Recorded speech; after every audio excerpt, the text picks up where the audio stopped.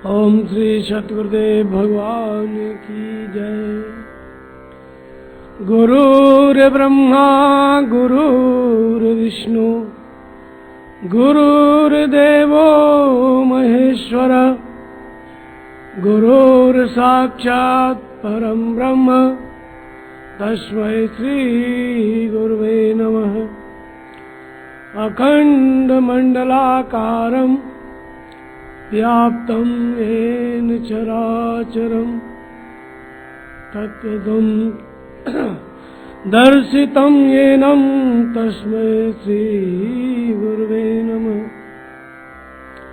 ओम श्री सतगुरुदेव भगवान की जय। कल चर्चा किए थे काम, क्रोध, लोभ, मद और मत्सर। आज चर्चा होगी विवेक, वैराग्य, सम, दम, तेज और प्रज्ञा। ये 6 ऐश्वर्य हैं। खड़ेश्वर इनको कहा जाता है। और इन सद्गुणों के आने से मनुष्य ईश्वर भाव को प्राप्त हो जाता है, जीव ईश्वर स्वभाव को प्राप्त हो जाता है। ये क्या है? क्योंकि जिन गुणों को हमें अपने अंदर लाना है, प्रकट करना है, अपने आचरण में डालना है, उनकी बौद्धिक जानकारी होना अत्यंत आवश्यक है। पहले हम समझेंगे विवेक। विवेक क्या है?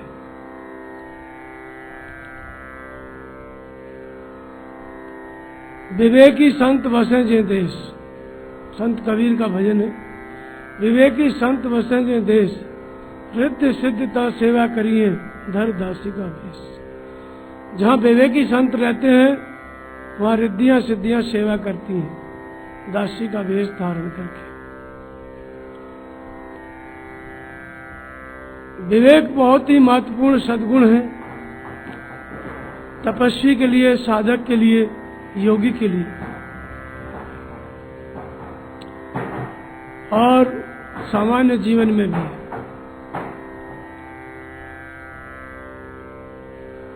यह ऐसा गुण है जिसका महत्व महात्माओं के लिए सर्वाधिक है। सभी के लिए है, लेकिन जो महात्मा है, साधक है, उनके जीवन में इसका बहुत ही प्रभावकारी काम है। सामान्य जगत में भी लोग कहते हैं विवेक से काम करो, बुद्धि से काम करो, धैर्य से काम करो। इस तरह की बातें आप लोग सुनते होंगे। लेकिन वो विवेक क्या है, उसे हम कैसे प्राप्त करें और हम कैसे समझें कि हमारे अंदर विवेक है, इस बात की जानकारी कैसे हो? इन सभी बातों को विवेक के अंतर्गत हम बताएंगे। तो पहले विवेक कैसे प्राप्त होता है? तो बिनु सत्संग विवेकन हुई, राम कृपा बिनु सुलभन सोई। बिना सत्संग के विवेक नहीं होता है। सत्संग भी एक प्रश्न है। सत्संग के बिना विवेक नहीं होता है, लेकिन सत्संग हम लोग टीवी पर ही सुनते हैं, दिन रात धारा प्रवाह लोग बोलते हैं। पूरे मेला में सत्संग चल रहा है, लोग सत्संग सुन भी रहे हैं। विवेक के पैदा होने का मतलब क्या है?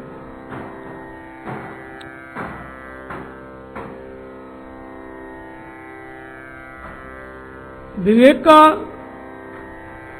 वास्तविक अर्थ क्या है? तब हमें पता चलेगा कि विवेक सत्संग से कैसे पैदा होता है। विवेक का अर्थ होता है सत्य और असत्य को समझना। सत्य क्या है उसको ठीक से समझना, और असत्य क्या है उसको भी समझना। सत्य और असत्य दोनों की जानकारी, फिर असत्य का त्याग और सत्य पर आरूढ़ रहना। ये जो वृत्ति है, ये जो क्षमता है साधक के, भक्त के अंदर, इसका नाम विवेक है। सत्य को सत्य समझ के आचरण में डालना, असत्य को असत्य समझ के उसका त्याग करना।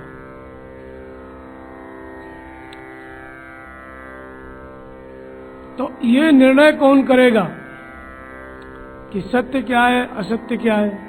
विवेक के द्वारा ये निर्णय होता है कि ये सत्य है, ये असत्य है। लेकिन ऐसा विवेक जो सत्य और असत्य का निर्णय करे,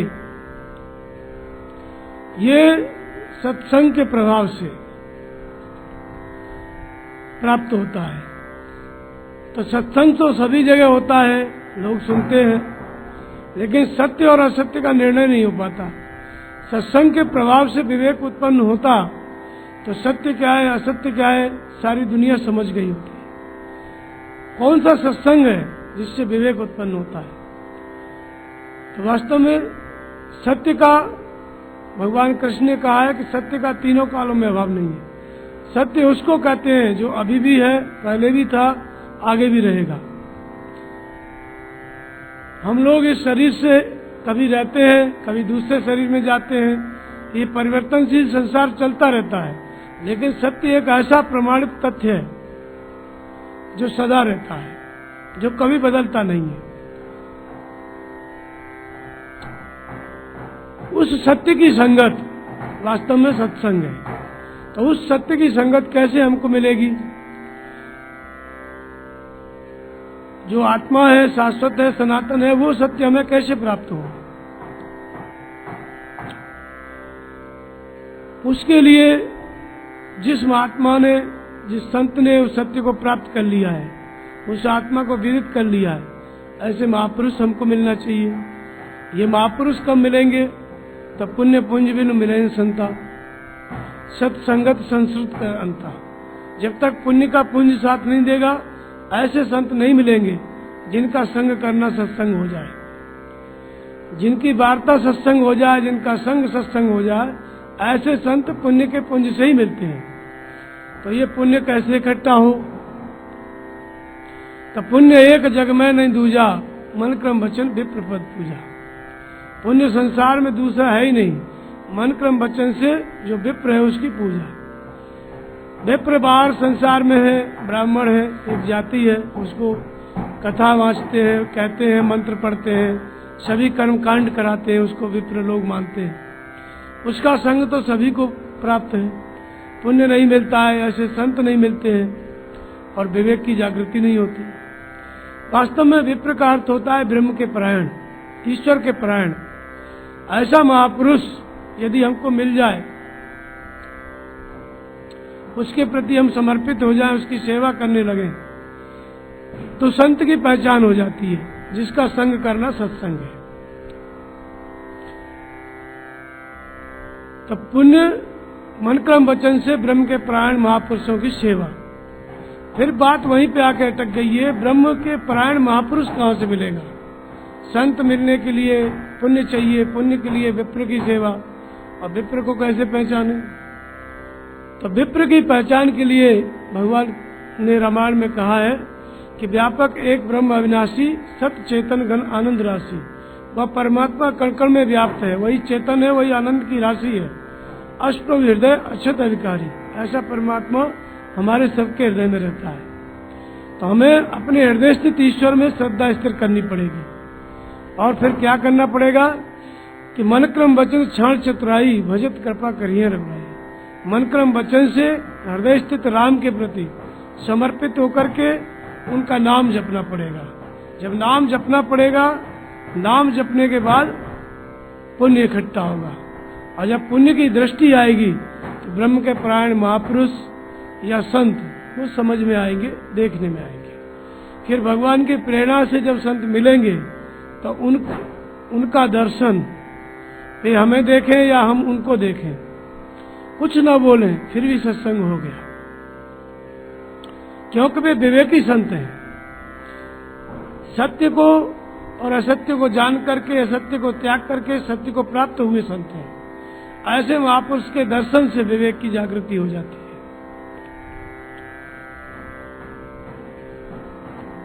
ऐसे संत के, महापुरुष के दर्शन मात्र से विवेक की जागृति हो जाती है।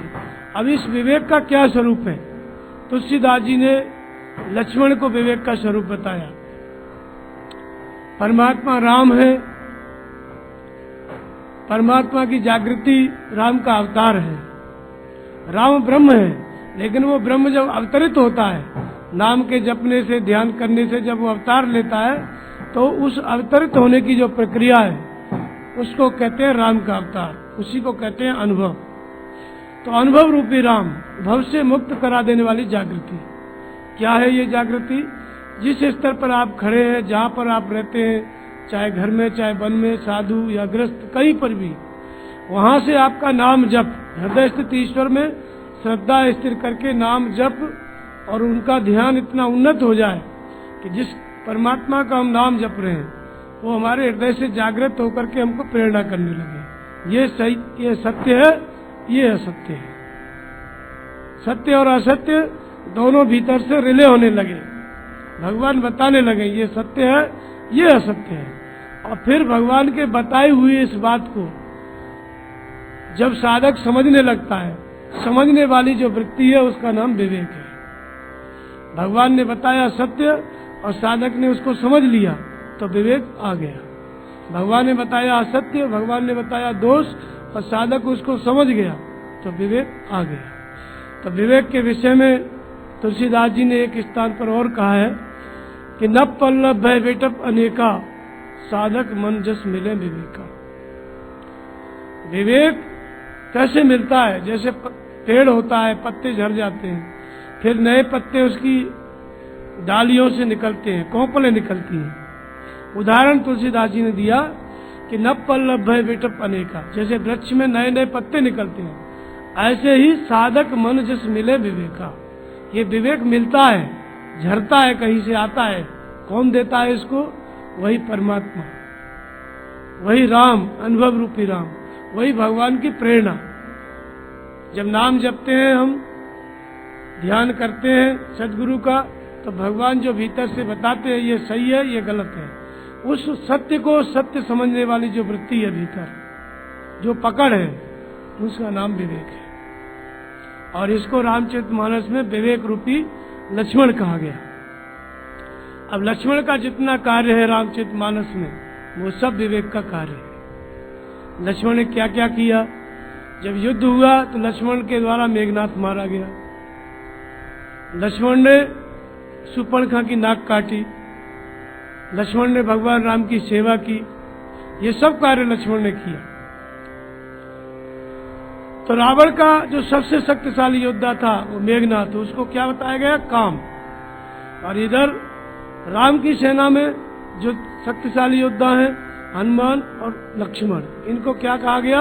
विवेक। एक तरफ केंद्र है विवेक, जो सत्य को मानता है, सत्य पर सब कुछ समर्पित करता है, और दूसरी तरफ है केंद्र इसी शरीर में काम, जो संसार को मानता है, असत्य को मानता है, और सब कुछ संसार के और असत्य के लिए भस्म कर देता है। ये दोनों केंद्र इसी शरीर में होते हैं। तो इस विवेक को ही लक्ष्मण बताया गया। लक्ष्मण ने क्या क्या काम किया? शूर्पणखा की नाक काटी, मेघनाथ का वध किया और भगवान राम की सेवा की। ये प्रमुख उनके कार्य और बहुत से कार्य हैं। तो ये लक्ष्मण के द्वारा ये काम किए गए। तो तुलसीदास जी कहते हैं कि जगमो सखा निशाचर जेते, लक्ष्मण हने निमिष में थे। इतना बड़ा युद्ध हुआ, भगवान राम लड़े, लक्ष्मण भी लड़े, मूर्छित हो गए कई बार, मेघनाथ ने नागपाश में बांध लिया, और कई स्थान पर लक्ष्मण को पराजित होना पड़ा, मेघनाथ के द्वारा या और किसी के द्वारा। तो तुलसीदास जी का यह कहना कि लक्ष्मण एक निमिष में संसार के सभी निशाचरों का नाश कर देता है, ये बात जो है आध्यात्मिक है। बाहर जो लक्ष्मण का जीवन है उसमें तो कई जगह सीता जी को रखवाली के लिए भगवान छोड़ के गए, फिर लक्ष्मण जी वहां से चलायमान हो गए, सीता जी का अपहरण हो गया। लेकिन भीतर जो विवेक का स्वरूप है वो ऐसा ही है। इसी विवेक को भगवान शंकर की तीसरी नेत्र कहा गया। जब काम उनको आया समाधि चलाने के लिए तो सब काम के वश में हो गए। जब धनुष से बाण मारा शंकर जी की तरफ तो शंकर जी का तीसरा नेत्र खुल गया। जब तीसरा नेत्र खुला तो काम जल के राख हो गया। ये वही बात है जो तुलसीदास जी कहते हैं, लक्ष्मण हने निमिष में थे। एक सेकंड में आंख खुली शंकर जी की और काम जल के भस्म। ये कौन सी दृष्टि है? ये विवेक दृष्टि है। कितनी भी वासनाएं चित्त में आ जाए, यदि साधक के मन में विवेक आ गया, भगवान की प्रेरणा हो गई, और प्रेरणा को साधक ने समझ लिया, जो कहते हो भगवान ने जो बताया, जो भगवान बताना चाहते हैं वही साधक समझ गया, जैसा का तैसा। बस इतनी देर होती है निशाचरों के नाश होने में।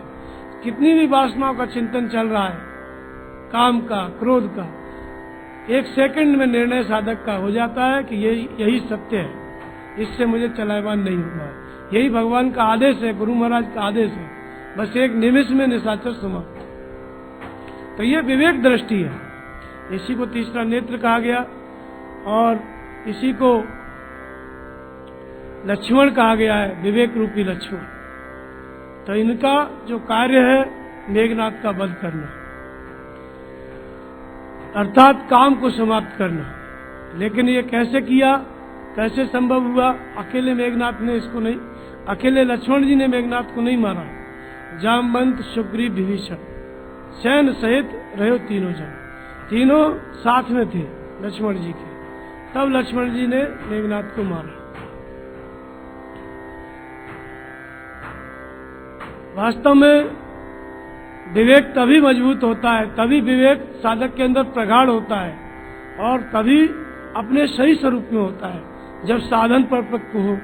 साधन रूपी जामवंत, साधन मतलब नाम का जप, ध्यान, सेवा, ये साधन है। इसमें हमारा मन लगा रहे समर्पित भाव से।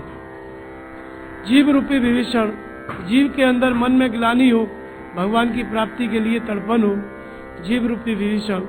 सूरत रूपी सुग्रीव, सूरत माने मन की दृष्टि। जैसे हम कहीं यहीं पर बैठे हुए हैं और कोई हमारी प्रिय वस्तु खो गई, कोई आके कान में बोल दे, तो आपको सत्संग सुनाई नहीं देगा, वो वस्तु दिखाई देगी। ये दृष्टि सूरत है। तो सूरत नाम में लगी है, ध्यान में लगी है, विवेक के साथ, और भगवान की प्रेरणा भीतर काम कर रही है। राम का आदेश, राम ने आदेश दिया कि जाओ तीनों और शत्रु को समाप्त करो। तो भगवान भीतर से आदेश दे रहे हैं। साधक की सूरत नाम जप और ध्यान में लगी है, और भगवान की प्रेरणा को, आदेश को साधक समझ रहा है, और जैसे ही समझता है जो कहते हो, वैसे ही कामनाएं समाप्त हो जाती है। कामरूपी मेघनाद मारा गया, अर्थात विवेक के द्वारा कामनाएं समाप्त हो जाती है। तो ये विवेक का रूप है। जब काम समाप्त हो गया तो वो संत कैसा हो जाता है? विवेकी संत हो जाता है। ये उपलब्धि कैसे हुई? सत्य की संगत से। सत्य की संगत के लिए हमने क्या किया? तत्वदर्शी संत का, महापुरुष का दर्शन किया, आंखों से देखा, फिर उनका ध्यान शुरू किया, अपने मन में देखा, दूसरा नाम का जप किया, जबान से किया, फिर श्वास से किया। ये सत्य की संगत की। जितनी समय तक हम करेंगे उतना ही हमारा विवेक मजबूत होता जाएगा, प्रगाढ़ होता जाएगा। तो इसी को तपस्या कहते हैं, नाम का जप और ध्यान। यही नाम जप और ध्यान करते करते भगवान की प्रेरणा से साधक के अंदर विवेक प्रबल हो जाता है। फिर जब विवेक प्रबल हो गया, सत्य को सत्य समझ करके साधक उसी पर दृढ़ हो गया, निश्चित हो गया कि यही सत्य है, बाकी सब संसार नश्वर है, परिवर्तनशील है। ये दृष्टि स्थिर हो गई, इसी को विवेक कहते हैं। तो आश्रय वृत्तियां शांत हो जाती है। अब विवेक के बाद दूसरा सद्गुण है, दूसरा ऐश्वर्य है जिससे मनुष्य ईश्वर बनता है, दूसरा है वैराग्य। वैराग्य को आप लोग भली प्रकार जानते हैं। हमारे देश में वैराग्य धारण करते हैं तो उसको कहते हैं लड़का वैरागी हो गया, साधु हो गया, विरक्त हो गया। और इस देश में वैराग्य का भली बात परिचय है। बाहर से जितने भी लोग हैं सब जानते हैं विरक्त कौन है, गृहस्थ कौन है। दो भाग हो गए पूरे समाज के। जो गृह त्याग देता है लोग कहते हैं कि विरक्त संत है, विरक्त हो गया। घर में रहता है उसको कहते हैं गृहस्थ है। ये मोटी जानकारी है वैराग्य की। अब वैराग्य को मोटे तौर पर के ऐसा कहा जाता है कि देखी और सुनी हुई विषय वस्तुओं में राग का अभाव वैराग्य है। जो दिखाई दे रहा है हमको और जो सुनाई दे रहा है उसमें राग न हो। राग किसको कहते हैं? जब कोई विषय वस्तु हमको दिखाई देती है तो हमारे मन में उसके विचार चलने लगते हैं, ऐसी है वैसी है, इसको ये करेंगे वो करें, मतलब मन में सोच चलने लगता है, इसको राग कहते हैं। कान से सुनाई दिया तो भी विचार चलने लगेगा, जो कुछ भी शब्द सुनाई पड़ा मन उसका पीछा कर लेता है, इसको राग कहते हैं। उस शब्द से आसक्ति हो जाना, उस रूप से आसक्ति हो जाना जो दिखाई दिया। तो वैराग्य क्या है? देखी और सुनी हुई विषय वस्तुओं से राग का न होना। ये कैसे संभव होता है? ये एक स्तर है, सब कुछ दिखाई दे। अब जिसने गृह त्याग कर दिया, सदगुरु के प्रति समर्पित हो गया, तो महापुरुष जो होते हैं सदगुरु, वो वैराग्य की खान होते हैं, उनसे वैराग्य मिलता है, उनसे वैराग्य की जागृति होती है साधक के अंदर। तो वो जो विरक्त साधक है उसके मन में प्रबल वैराग्य है, तो सब कुछ दिखाई देगा, सामने सुनाई भी देगा, लेकिन मन में कल्पना नहीं करेगा। जिस साधक के मन में कल्पना नहीं होती है संसार को देख करके और सुन करके, समझो वो साधक विरक्त साधक है। इस वैराग्य को रामचरितमानस में हनुमान कहा गया, वैराग्य रूपी हनुमान।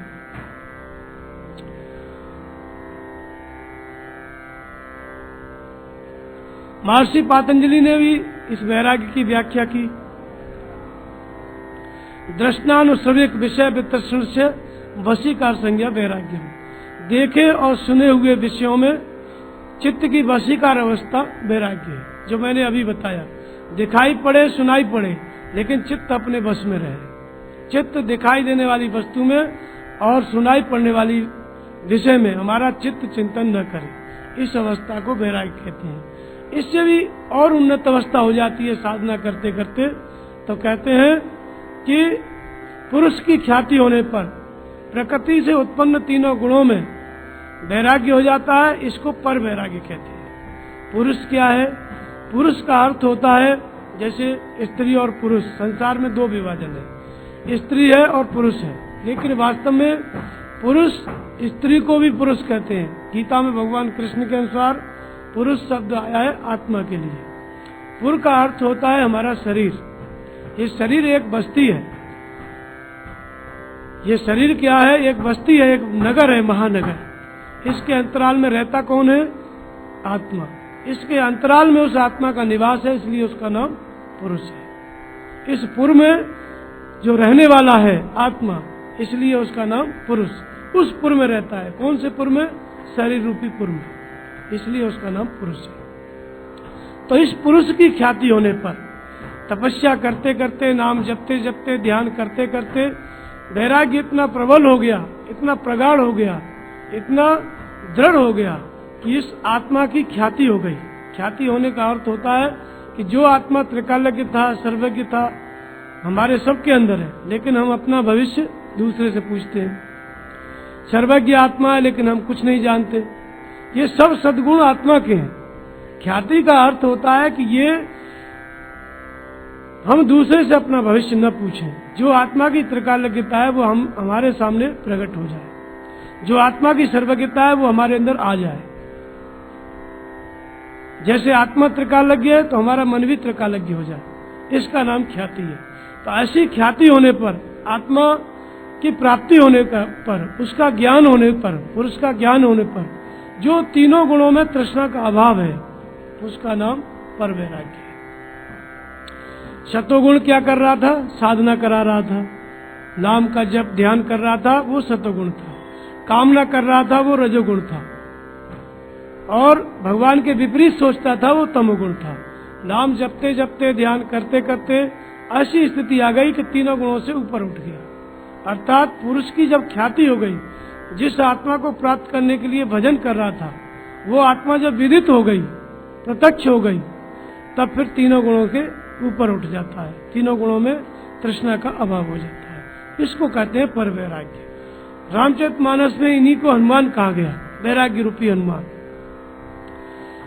वैराग्य का जन्म कहाँ से होता है? तो शंकर सुवन केसरी नंदन, शंकर जी के पुत्र हनुमान जी, पवन पुत्र हनुमान जी और केसरी नंदन, तीन पिता एक माता। केसरी पुत्र हनुमान, पवन पुत्र हनुमान और शंकर सुवन, शंकर जी के पुत्र हनुमान।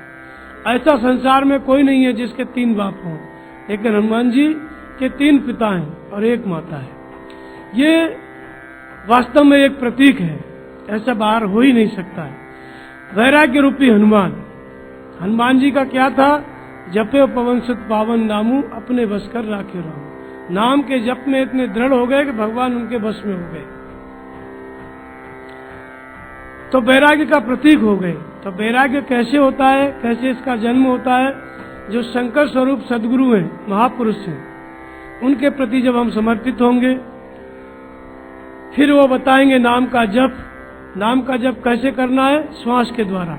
तो पवन पुत्र हनुमान, पवन और श्वास, श्वास को ही पवन कहते हैं। जब महापुरुष का ध्यान करेंगे तो वैराग्य की जागृति होगी। महापुरुष के द्वारा बताए हुए नाम का जप करेंगे, जैसे ओम का जप बताया या राम शब्द का जप बताया, तो नाम जपते जपते जब श्वास में नाम स्थिर हो जाएगा, श्वास गई तो ओम, आई तो ओम, जब ये पवन श्वास में हमारा मन लग जाएगा, तब हमारे अंदर वैराग्य प्रकट होगा। क्योंकि दूसरी जगह से मन हट गया, नाम जप में मन लग गया, इसलिए वैराग्य हो गया। तो हनुमान जी पवन पुत्र, केसरी नंदन। केसरी किसको कहते हैं? केसरी का अर्थ होता है सिंह। तो राम को कहा गया है, भगवान राम को, पुरुष सिंह 2 वीर। राम को, लक्ष्मण को क्या कहा गया है? पुरुषों में सिंह। और सदगुरु को क्या कहा गया है? बंदो गुरुपद कंज, कृपा सिंधु नर रूप हरि। नर रूप में हरि है।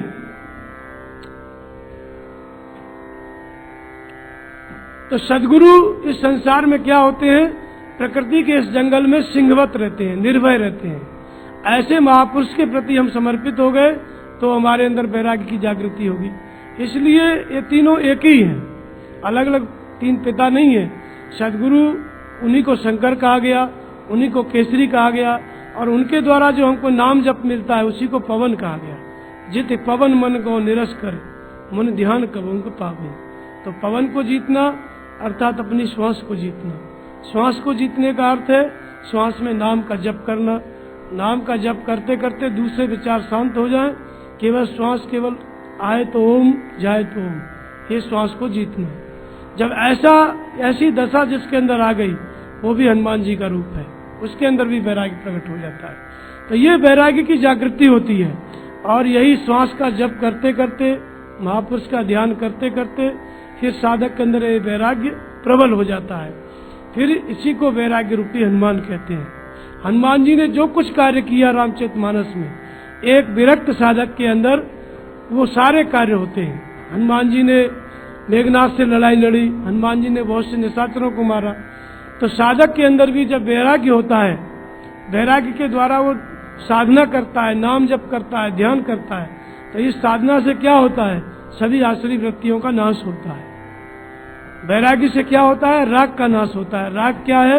आसुरी वृत्ति, उसी को मोह कहते हैं, उसी को रावण कहते हैं। तो इस वैराग्य के द्वारा ही संपूर्ण आसुरी वृत्तियों का नाश होता है।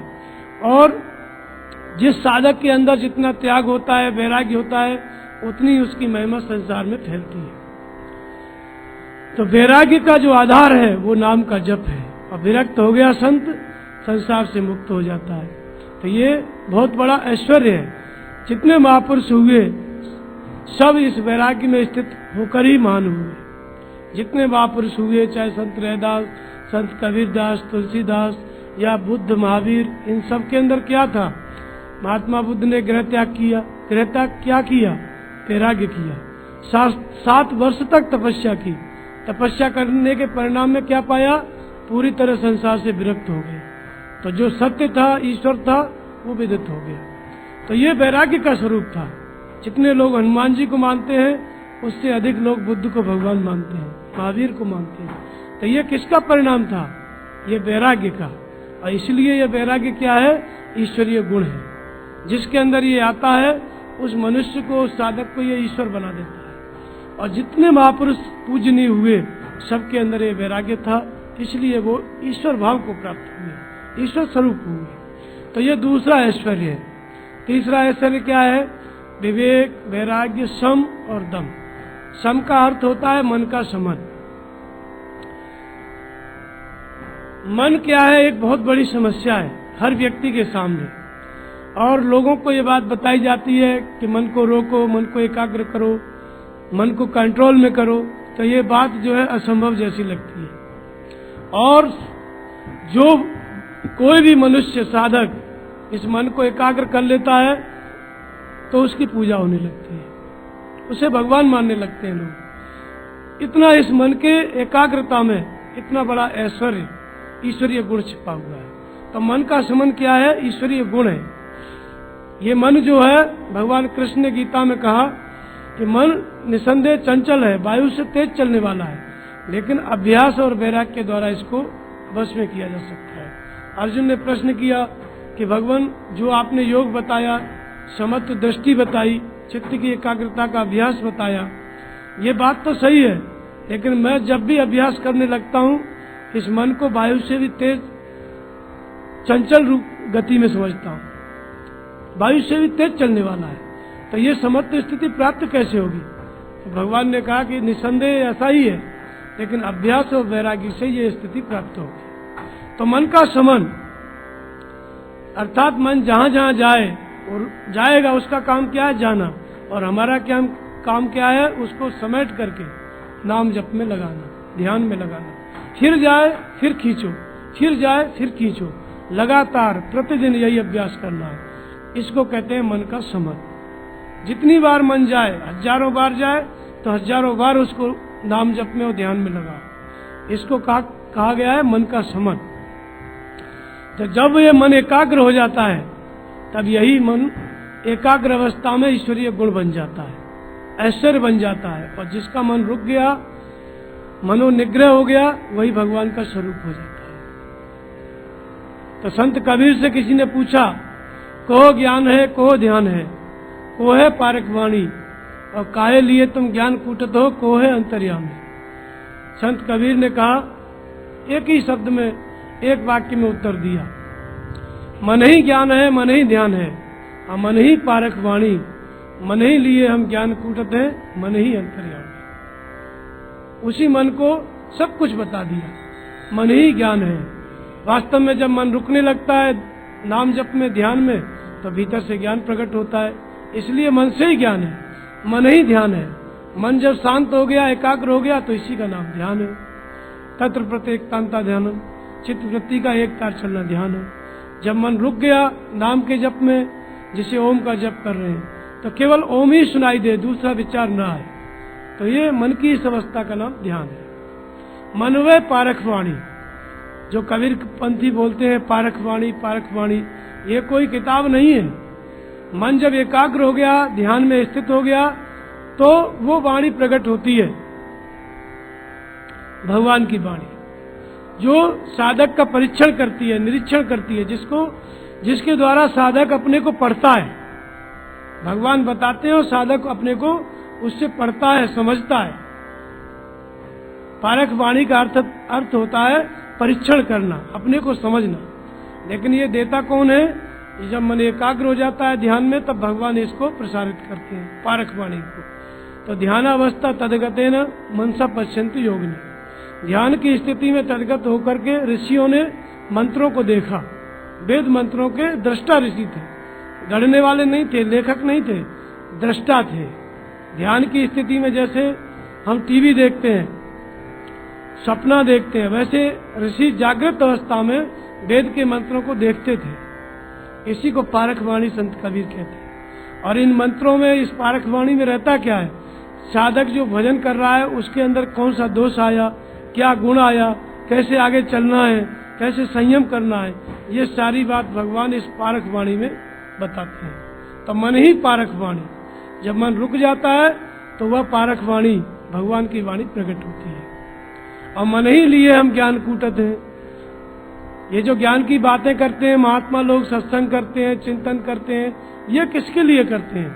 ये सब अपने मन को समझाने के लिए करते हैं, अपने मन को रोकने के लिए करते हैं। तो मन ही लिए हम ज्ञान कूटत हैं।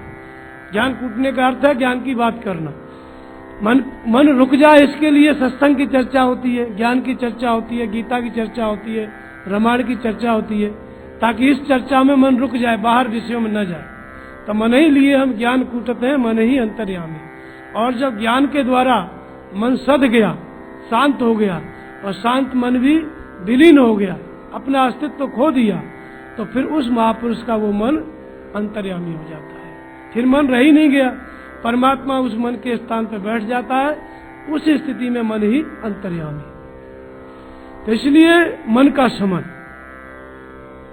ये बहुत बड़ा ईश्वरीय गुण है, जो कि साधना के द्वारा आता है। इसके बाद आता है इंद्रियों का दमन। तो जैसे ही मन का शमन हो गया, इंद्रियां अपने विषयों को छोड़ देती हैं। आंखों का के सामने रूप रहेगा, लेकिन उसमें कोई रस नहीं। कानों के सामने शब्द भी रहेगा, लेकिन उसमें कोई रस नहीं, क्योंकि आंखों ने अपना रूप अपने भीतर ढूंढ लिया, भगवान के स्वरूप को देख रही है। कान शब्द, नाम का शब्द सुन रहे हैं, भगवान की बात सुन रहे हैं। सब कुछ पांचों ज्ञान इंद्रियों का जो विषय था, सब कुछ परमात्मा में सदगुरु के स्वरूप में सिमट गया।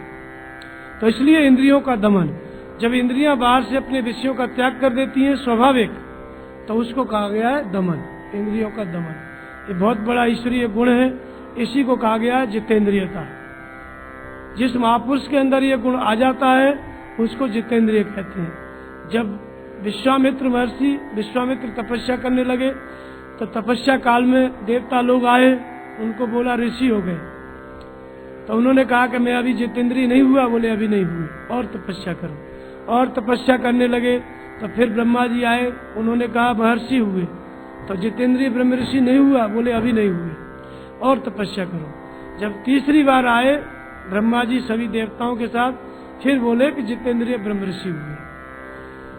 ये तपस्या करते करते बड़ी मुश्किल से इंद्रियां जीतने में आती हैं, इसको इंद्रियों का दमन कहा गया है। तो जहां तहां रहे पथिक थक नाना, जिव इंद्रिय गण उपजे ज्ञान।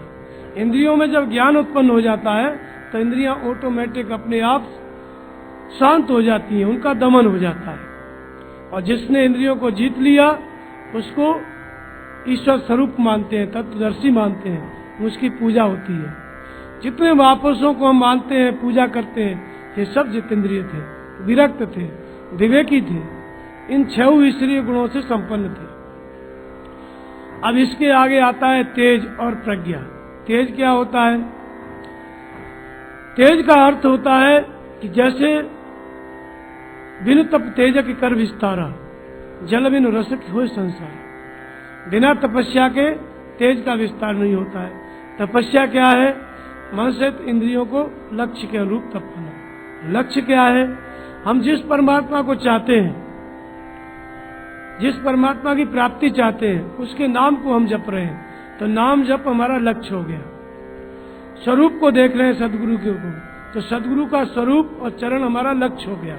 तो यदि मन से इंद्रियां कहीं भी जा रही हैं, इनको खींच करके नाम जप में लगाना, सदगुरु के स्वरूप को देखने में लगाना, इसको कहते हैं तपस्या। इस तपस्या से क्या होता है? तेज का विस्तार होता है। तेज क्या था? जो मन और इंद्रियों को जितनी तेजी से संसार में जा रही थी, संसार में जाने का जो ताकत था, भटकाने की जो ताकत थी, उसी का नाम तेज था। यदि तेज निकाल लिया जाए, तो मनुष्य का इंद्रिय, मन, बुद्धि सब निष्क्रिय हो जाएगा बाहरी रूप से।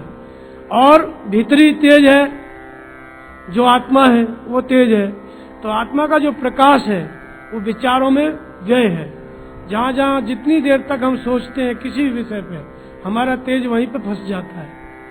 तो ये तेज संसार के चिंतनों के द्वारा हमारा सभी शक्ति संसार में खर्च हो चुकी है, व्यय हो चुकी है। अब इसका विस्तार करना है, अपनी जगह इसको इकट्ठा करना है। तो मन से इंद्रियों को जैसे जैसे हम रोकते जाएंगे, नाम जप में लगाते जाएंगे, वैसे वैसे तेज हमको प्राप्त होता जाएगा।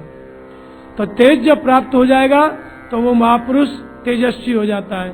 जैसे महात्मा बुद्ध थे, उनकी दृष्टि पड़ी, अंगुलीमाल के विचार बदल गए। ये तेज का प्रभाव था। जहां भी ऐसा महापुरुष देखेगा, वहीं पे उसके तेज का असर देखने को मिलता है।